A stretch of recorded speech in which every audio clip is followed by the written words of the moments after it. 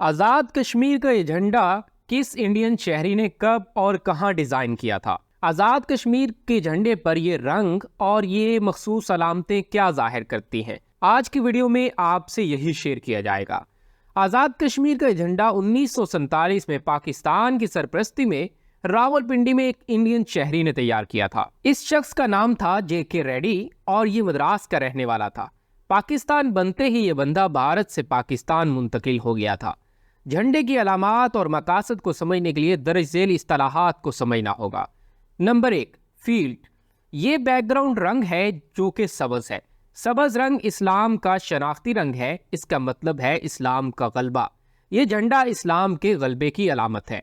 Number 2, Canton. Staff यानी कि झंडा लहराने वाले पोल की तरफ बलाई हिस्से को कैंटन कहते हैं। ये अमूमी कैफियत और सूरत हाल को जाहिर करता है।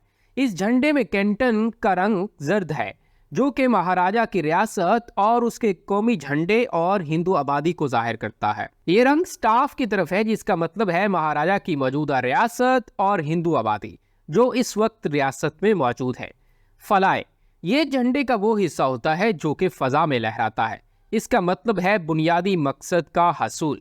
नंबर 4 पे आता है चार्ज। झंडे पर मौजूद डिजाइन को चार्ज कहा जाता है। ये मुल्क का नस्बुल ऐन जाहिर करता है। आज़ाद कश्मीर के झंडे में ये चार्ज चांद और सितारा है जो इस्लाम की शनाख्ती अलामत है। फलाए में सब्ज रंग पर चांद सितारा पाकिस्तान के साथ इल्हाक और इस्लाम के साथ वाबस्तगी की अलामत है और ये हतमी मंजिल मकसूद की अलामत है। 4 सफ़ेद पट्टियाँ रियासत के 4 बड़े दरियाओं को जाहिर करती हैं। ये दरियाए सिंध, जेहलम, नीलम और चनाब को जाहिर कर रही हैं। इस झंडे का वाज़ेह मतलब है कि रियासत जम्मू कश्मीर इस्लामी रियासत होगी और पाकिस्तान के साथ इल्हाक करेगी।